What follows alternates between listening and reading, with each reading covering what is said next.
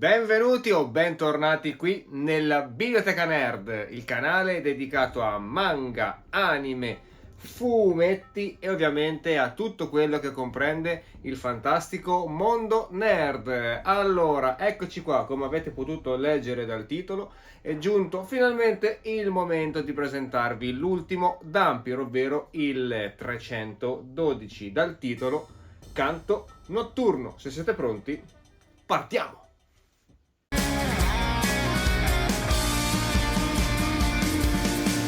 Eccoci qua, dopo la sigla, ovviamente per presentarvi appunto Canto Notturno, l'ultimo Dhampir uscito questa settimana. Allora, io partirei subito con il darvi il mio giudizio per quanto riguarda appunto questo nuovo albo. Allora, il mio voto è un 6,5. Vi spiegherò il perché di questa, diciamo, mia votazione a fine video, ma ora guardiamo le cose, diciamo, primarie, ok, di questo albo, e sono chi lo ha creato, di chi sono i fantastici disegni e di chi è la copertina. Andiamo subito a scoprirlo, ragazzi, e scopriamo che il soggetto e la sceneggiatura sono di Luca Barbieri ed è veramente una garanzia. I disegni sono di Andrea Del Campo e anche qui ci sono dei disegni veramente favolosi. La copertina è del grandissimo Michele Cropera e finora non ho visto una copertina brutta di Michele Cropera. E anche la prossima è molto molto bella, che vedrete fra poco. Ma ovviamente non mi sono dimenticato di dire chi ha fatto il lettering ed è stato appunto Riccardo Riboldi. Colpo di tosse come sempre, ma partiamo, io direi di partire con il mostrarvi appunto questa copertina un pochettino più da vicino, quindi se siete pronti, eccola qua. Oh, guardate che copertina, guardate veramente che favolosa che è questa copertina. Beh, innanzitutto questo braccio e ovviamente mano che scostano questa tenda, sembra veramente che esca dalla copertina. Mamma mia, questa tosse non mi lascia mai in pace. Diciamo, sai cosa, ragazzi, che forse il viso di Arlan Draka è un pochettino, diciamo, meno bello del solito, però tutto il resto è veramente fantastico. Qui il nostro ovviamente Dhampir si trova in un teatro, ovviamente abbastanza dismesso, in quanto si vede benissimo che è molto ma molto fatiscente. Infatti dove ci sono appunto le balconate è pieno di praticamente vegetazione, e anche, diciamo, i posti a sedere sono abbastanza malconci, come appunto il palco con questi assi di legno abbastanza logori. E niente, ragazzi, la tosse è imperdonabile. Ma torniamo a noi. Eccoci qua. Purtroppo, ragazzi, scusatemi, ma la tosse in questi giorni è tornata a farsi sentire. Quindi questa era la copertina. Ecco, a mio avviso non una delle più belle, attenzione, però assolutamente degna di nota. Mi piacciono veramente moltissimo queste sfumature che appunto il nostro Michele Cropera riesce a creare, e danno veramente un senso vivo, veramente molto vivo. Usa dei colori molto forti che, amalgamati tra di loro, rendono questa copertina veramente molto ma molto bella. Questa in generale le rende tutte molto belle. Ma ora voglio passare nel appunto mostrarvi qualche tavola di questo numero, perché appunto il nostro ragazzi, Andrea Del Campo, ha fatto dei disegni veramente deliziosi, ma ora ve li mostrerò in primo piano.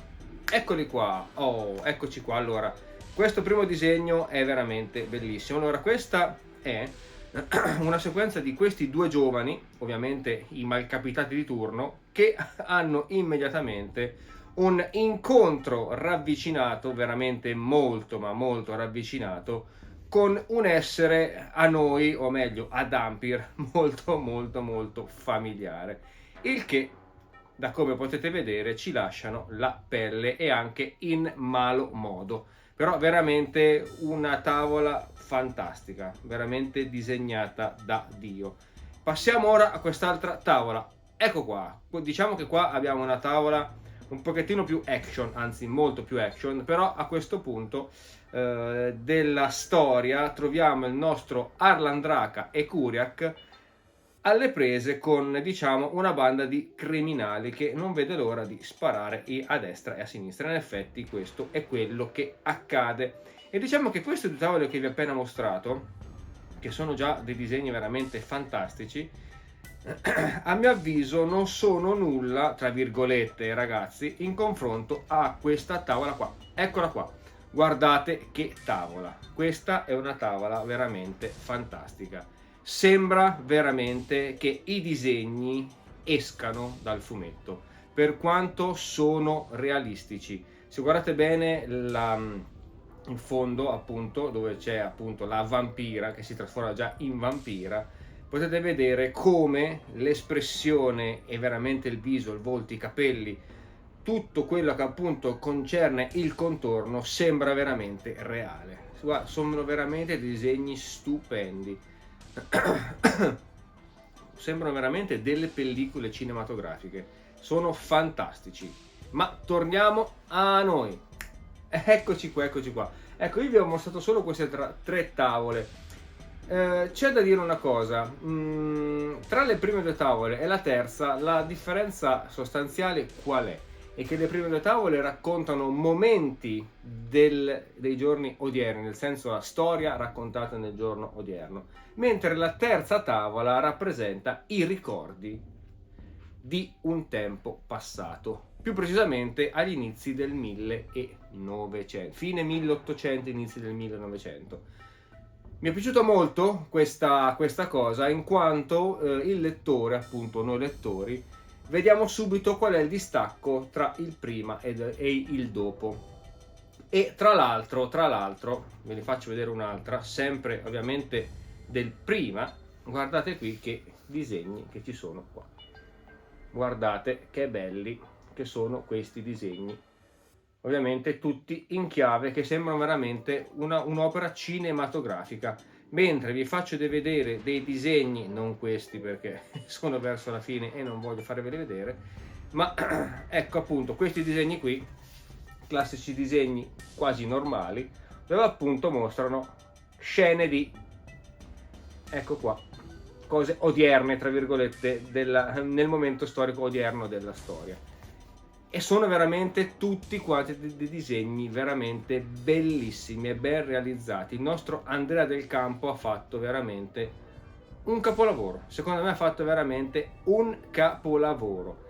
Ma voglio parlarvi adesso, aspetta, guardate, ecco anche questi, perché io adoro questi disegni, ma guardate qua, questi disegni sono veramente fantastici, veramente stratosferici. Ora vorrei parlarvi un pochettino della trama, ovviamente in modo non spoiler. Se avete visto la prima vignetta, la prima tavola, appunto si vedono quei due ragazzi in una foresta, e dove si trovano più precisamente a Belem, o meglio a Fordlandia.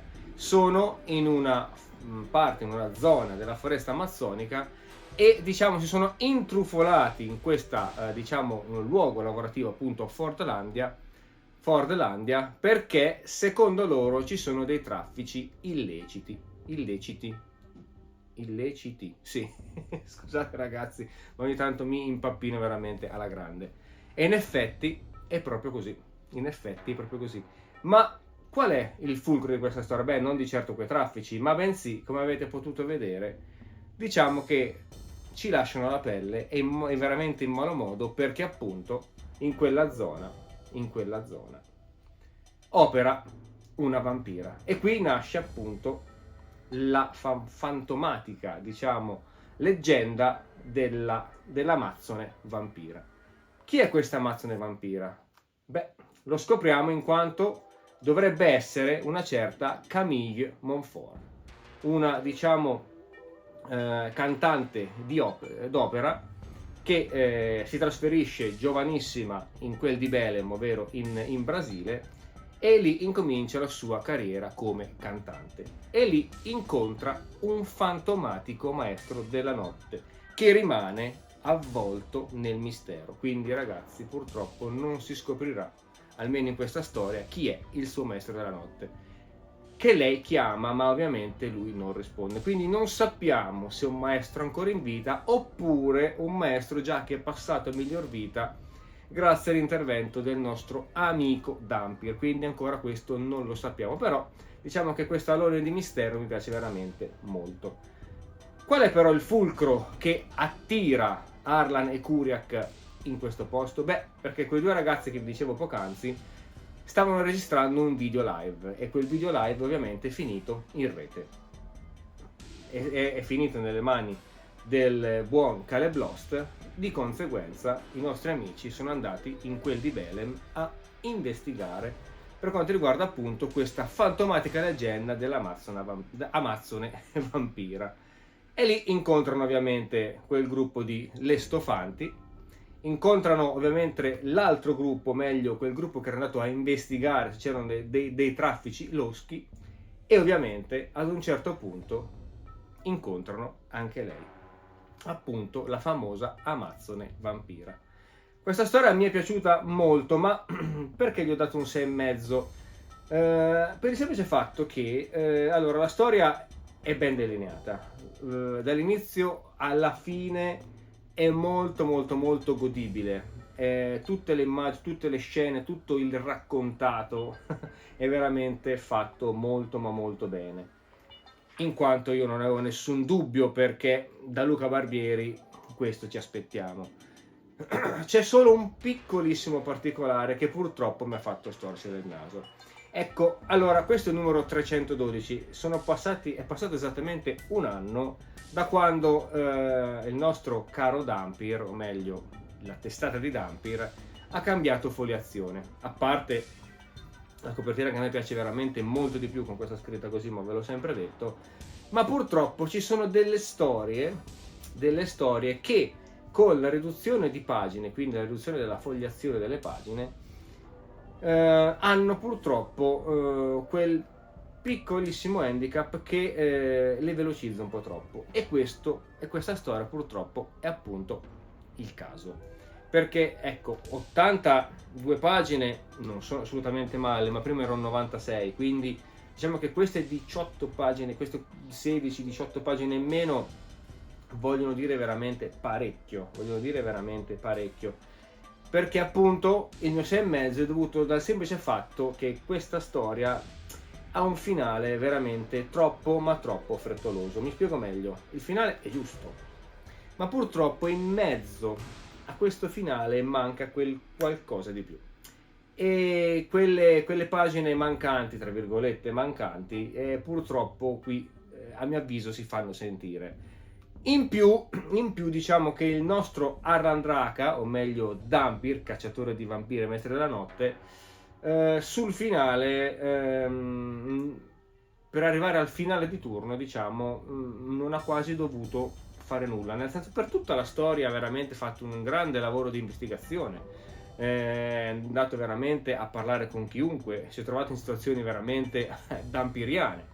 Ma purtroppo diciamo che il finale, essendo stato troppo frettoloso, mi ha un pochettino deluso. Ecco, su questa cosa qui purtroppo mi è dispiaciuto molto, perché sennò questa qui sarebbe stata una storia da 7,5, almeno per quanto mi riguarda i miei gusti personali, ragazzi.